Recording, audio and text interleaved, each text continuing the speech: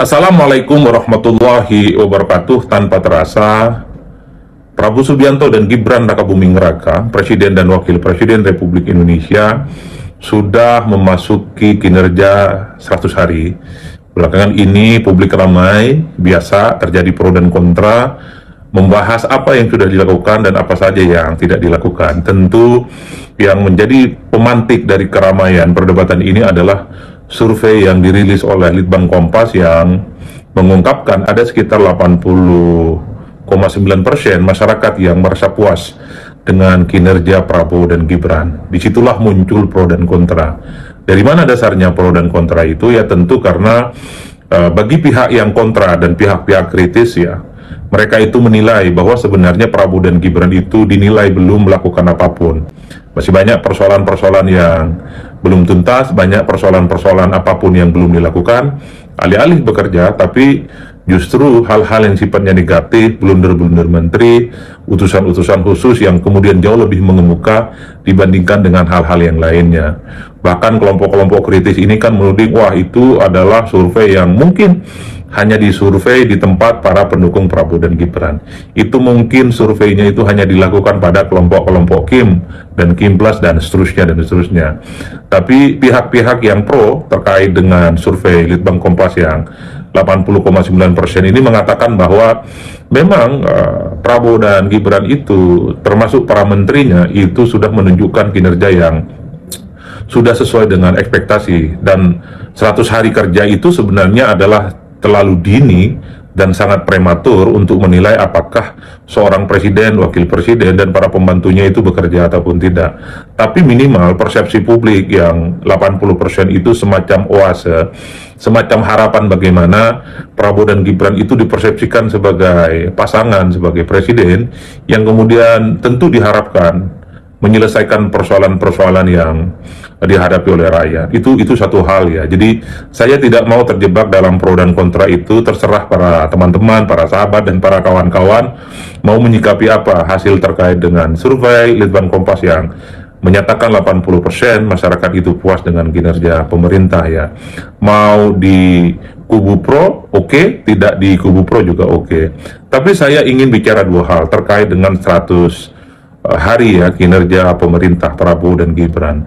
Nah, terkait dengan pertama yaitu hasil survei Litbang Kompas, harus diakui bahwa survei ini adalah semacam persepsi pendapat orang. Jadi ketika dilakukan survei, orang itu ditanya satu persatu bagaimana pendapat Bapak Ibu terkait dengan pemerintahan saat ini.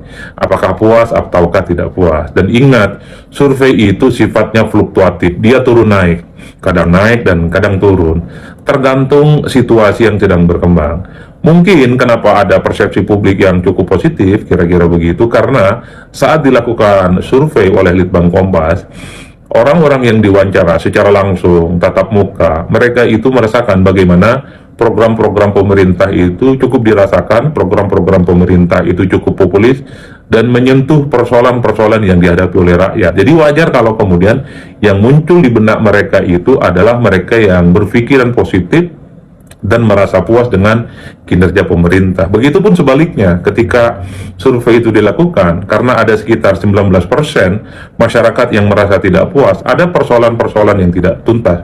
Persoalan di bidang hukum, persoalan di bidang politik, persoalan di bidang ekonomi, lapangan pekerjaan, tentang kemiskinan dan kesejahteraan, itu belum pernah sama sekali disentuh oleh pemerintah. Mungkin itu yang kemudian membuat ada sekitar 19% masyarakat yang tidak puas.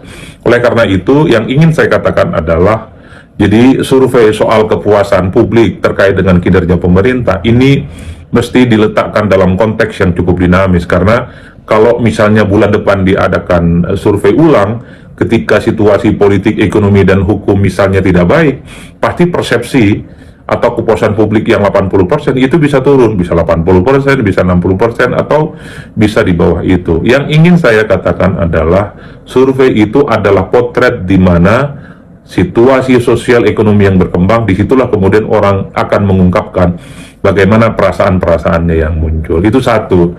Jadi survei itu hanya sebatas persepsi sementara dan itu bisa berubah kapanpun, sangat tergantung bagaimana situasi politik yang berkembang. Dugaan saya, kenapa ada 80% masyarakat yang puas? Mungkin ketika disurvei, banyak program-program pemerintah yang dinilai sesuai dengan selera mereka, dianggap populis dan sesuai dengan kebutuhan rakyat. Tapi bagi yang 19% masyarakat yang mengatakan bahwa mereka tidak puas, mungkin karena tidak ada perubahan apapun di 100 hari kinerja Prabowo dan Gibran. Itu satu yang pertama. Nah, yang kedua ya, terlepas dari survei yang sudah muncul ya, Litbang Kompas, secara prinsip misalnya saya harus katakan satu persatu secara jujur. Mari kita hitung apa yang dilakukan oleh Prabowo Subianto lah ya. Itu menurut saya adalah hal-hal yang sifatnya populis, kelihatan pro rakyat. Jadi kesannya adalah Prabowo itu yang kelihatan ingin berdiri tegak bersama dengan rakyat. Mari kita cek satu persatu. Kenapa persepsi publik itu sampai 80%? Misalnya, yang sangat kerasa dari program Prabowo itu adalah program makan bergizi gratis. Ini kan adalah program prioritas yang tidak pernah dilakukan oleh presiden-presiden sebelumnya. Jadi wajar kalau kemudian ketika ada program makan bergizi gratis ini selama 5 tahun yang akan datang, masyarakat itu suka dan happy. Masyarakat kita itu kan tidak berdebat dari mana anggarannya. Masyarakat itu tidak terlampau peduli misalnya menunya tidak terlampau disukai oleh anak SD, anak SMA ataupun anak SMP. Itu kan PR yang perlu diperbaharui. Tapi secara prinsip adalah, oh ini adalah ada program yang baik dari pemerintah, yaitu terkait dengan makan bergizi gratis untuk anak-anak Indonesia supaya kualitas SDM mereka itu hebat. Itu yang kemudian ditangkap. Wajar kalau kemudian persepsinya positif. Itu yang saya sebutkan. Jadi apa yang ditangkap oleh masyarakat, program yang dianggap pro rakyat, itulah yang kemudian akan mendapatkan persepsi politik. Misalnya juga Prabowo Subianto itu kan menghapuskan hutang UMKM. Oh, itu tentu ada langkah yang mudah sebagai stimulus supaya perekonomian UMKM ini kan kemudian berkembang dengan baik.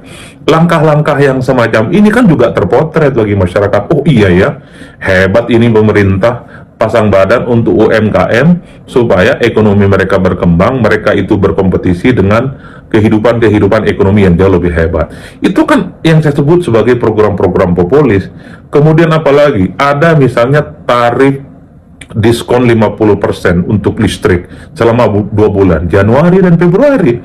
Kan diskonnya 50% untuk pengguna berapa itu? 420 sampai 2.200. Itu kan kena diskon 50% kalau beli listrik ya, baik yang prabayar ataupun pasca bayar. Itulah yang saya sebutkan, harus diakui begitu banyak program-program yang diluncurkan oleh pemerintah Prabowo dan Gibran itu dinilai sebagai program yang kemudian dianggap populis dan pro dengan rakyat. Tidak berhenti di situ. Bahkan kita lihat ya, bagaimana komitmen pemerintah, biaya haji itu diturunkan. Ini mungkin pertama dalam sejarah, biaya haji itu biasanya tiap tahun dia bertambah. Begitu mahal dan sulit untuk dijangkau, terutama kelas-kelas menengah ke bawah. Tapi Prabowo Subianto itu berkomitmen dan itu sudah menjadi keputusan bagaimana biaya haji per mulai tahun ini itu sudah bisa dikurangi. Wajar kalau kemudian rakyat itu mengapresiasi. Begitupun misalnya soal bahan bakar BBM ataupun misalnya soal stabilitas pangan dalam masa akhir tahun 2024 menjelang tahun 2025 itu kan stabil, tidak ada keluhan misalnya harga-harga barang pokok, harga-harga kebutuhan dasar masyarakat itu meningkat, ataupun misalnya ada keluhan terkait dengan kenaikan BBM dan seterusnya. Jadi ini hal-hal yang saya harus sebutkan, itu yang disebut dengan program populis, pro rakyat, dan seterusnya. Meski publik itu kan bertanya-tanya, UMKM yang hutangnya dihapuskan, ini berapa lama? Apakah hanya berlaku untuk tahun ini, ataukah hanya berlaku untuk beberapa periode tertentu, ataukah berlaku selama-lamanya? Kan itu pertanyaan-pertanyaan lanjutan. Tapi yang ingin saya katakan adalah, ketika survei itu dilakukan, apa yang terjadi menjadi program pemerintah, itulah yang kemudian direspon. Tapi misalnya suatu waktu nanti UMKM itu misalnya ngeluh tidak punya akses terhadap permodalan, hutangnya misalnya tidak ada yang ditanggung oleh pemerintah, persepsinya akan berubah, bukan lagi 80%, dia bisa berkurang. Program-program populis yang semacam ini, yang selalu dalam persepsi publik itu memberikan intonasi yang positif kepada rezim dan pemerintah. Tidak berhenti di situ, program-program yang kelihatan pro rakyat, misalnya ingin bikin rumah untuk rakyat 3 juta, sekolah rakyat untuk sekolah rakyat bagi rakyat Indonesia, kemudian pemeriksaan kesehatan gratis bagi rakyat Indonesia. Ini semuanya kelihatan dan kedengaran pro dengan rakyat. Dan sekali lagi, rakyat itu nggak terlampau peduli dan nggak mau tahu kira-kira dananya dari mana, karena program yang semacam ini tentunya membutuhkan dana yang tidak sedikit, tapi yang mereka tangkap adalah, oh ini ada pemerintah yang semuanya serba gratis, semuanya serba mudah, semuanya serba bisa dijangkau oleh rakyat. Jadi dalam konteks itulah kemudian bahwa persepsi negatif terkait dengan pemerintah itu cukup positif. Meski ini yang saya tambahkan ya, nomor 3 ini sebagai bonus, kita tidak bisa menutup mata karena secara kualitatif sebenarnya ada persoalan-persoalan yang sampai saat ini, terutama di 100 hari kinerja Prabowo dan Gibran itu belum tuntas. Ya terutama itu misalnya soal bagaimana membangun rumah rakyat yang 3 juta rumah per hari ini tidak ada solusinya. Termasuk misalnya kita sejak awal kita mendengarkan sejumlah menteri yang bikin blunder ya, itu kan menjadi warna-warni yang dinilai sebagai noda dari pemerintah.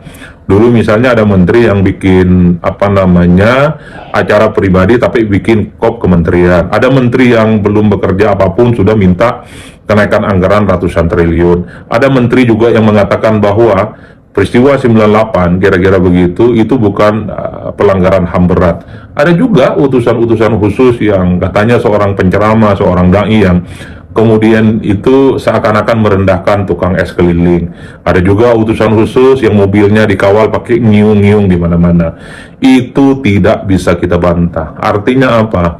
Memang begitu banyak compang-camping di sekitar presiden, di sekitar istana yang saya kira ini selalu menjadi noda dalam pemerintahan. Ada kesan memang kalau dalam konteks Prabowo Subianto itu publik masih belum ada kritikan apapun karena performa politiknya kan di atas rata-rata, pergaulan internasionalnya bagus, kemudian sikap politiknya di dalam negeri juga cukup bagus, tegas, dan pro rakyat. Tapi seringkali apa yang dilakukan oleh Prabowo Subianto itu tidak diiringi oleh para pembantu-pembantunya. Justru dalam banyak hal, pembantunya ini bikin blunder, bikin sesuatu yang kemudian membuat persepsi negatif kepada pemerintah itu selalu terjadi. Saya selalu mengatakan ini menteri, kepala badan, wakil menteri, staf khusus, utusan khusus, dan seterusnya sudah 100 hari bekerja. Kalau performa mereka itu tidak bekerja dengan maksimal, saatnya Prabowo itu sudah harus mengganti mereka dengan melakukan reshuffle. Karena sudah tak ada cerita lagi bagi para pembantunya ini tidak bisa bekerja dengan maksimal. Ini yang saya kira menjadi catatan-catatan kritis, termasuk misalnya kalau mau jujur, orang juga bertanya soal program Mas Wapres. Dulu kan ada program yang hingar-bingar, lapor Mas Wapres. Orang juga bertanya, ini kok program nggak ada progress reportnya, nggak ada kejelasannya. Padahal dulu ketika program ini diluncurkan pertama kali, ini adalah program yang sangat heroik, nilai pro dengan rakyat. Tapi setelah itu tidak ada jelas juntrungannya. La yamutu wa la yahya, itu istilah di pesantren. Tidak hidup dan tidak mati, dan cenderung ini sudah kabarnya itu tidak pernah kedengaran lagi oleh rakyat. Jadi inilah yang saya sebutkan di tengah pro dan kontra terkait dengan survei kepuasan publik terhadap pemerintahan Prabowo dan Gibran, ada hal-hal yang saya coba untuk narasikan, baik dari segi yang pro ataupun dari segi-segi yang kontra. Nah, di luar itu, saya kira kita sangat senang mengapresiasi apa yang disampaikan oleh Prabowo Subianto, bahwa Prabowo itu tidak terlampau suka dengan angka-angka atau tidak terlampau berfokus, tidak terlampau terpaku pada angka-angka, karena Prabowo itu hanya terpaku dengan bagaimana meningkatkan kualitas hidup rakyat. Nah, dalam konteks itu menurut saya cukup bagus. Jangan sampai survei kepuasan publik yang cukup tinggi ini hanya akan membuat pemerintah itu berada di zona nyaman, sudah menganggap bahwa persoalan kebangsaan kita itu selesai. Jangan sampai angka 80% kepuasan terhadap pemerintah itu hanya sebatas alasan dikapitalisasi bahwa misalnya para pembantu dan pemerintah tidak bisa bekerja secara maksimal, dan ini hanya dijadikan sebagai tameng dari kelompok-kelompok kritis ketika misalnya begitu banyak kebijakan yang tidak pro rakyat, begitu banyak kebijakan yang dianggap kontroversial, itu kemudian hanya dijawab dengan angka-angka 80%. Makanya cukup rasional ketika Prabowo mengatakan tidak terpaku hanya pada angka-angka, lebih fokus bagaimana kualitas hidup rakyat seperti kemiskinan bisa dihilangkan, pengangguran bisa dituntaskan, akses terhadap pekerjaan itu semakin meningkat. Itu menurut saya jawaban yang saya kira membuat bagaimana pemerintah di masa yang akan datang ini akan diuji bagaimana persepsi publik yang cukup positif 80% ini menjadi bekal bagaimana untuk di 5 tahun yang akan datang persoalan-persoalan kerakyatan tentang kemiskinan, tentang kesejahteraan, tentang pengangguran itu bisa tuntas setuntas-tuntasnya. Karena kalau kita berkaca pada pemerintah dan presiden-presiden sebelumnya, seringkali persepsi yang cukup tinggi terhadap pemerintah ini hanya sebatas alasan untuk tidak bisa bekerja secara maksimal. Seringkali persepsi publik yang cukup tinggi itu hanya sebatas proteksi, supaya kalau ada kelompok kritis langsung dijawab ini loh angkanya. Tingkat kepuasan publik cukup tinggi terhadap pemerintah. Jadi Prabowo ketika mengatakan tidak terfokus pada angka-angka, bagi saya ini lebih bahwa angka-angka itu tidak ada gunanya kalau masih ada rakyat itu yang miskin. Angka-angka itu tidak ada gunanya kalau kesejahteraan itu tidak terjadi pada rakyat. Angka-angka itu nyaris tidak berfungsi dan sangat tidak ada gunanya kalau persoalan-persoalan kemiskinan, akses terhadap pendidikan itu tidak pernah tuntas di Indonesia. Kan spiritnya di situ yang disampaikan oleh Prabowo ya ketika bilang tidak mau berfokus pada angka-angka itu. Jadi inilah yang saya kira di tengah dukungan publik yang cukup luar biasa, cukup berlimpah, tentu ke depan setelah 100 hari ini bagi saya pemerintah Prabowo Subianto harus mampu ya mewujudkan bagaimana cita-cita mensejahterakan seluruh rakyat di Indonesia. Mari kita cek dan kawal terus bagaimana pemerintahan kita di masa-masa yang akan datang. Terima kasih. Salam politik, syai'un pastinya mantap, semantap mantapnya.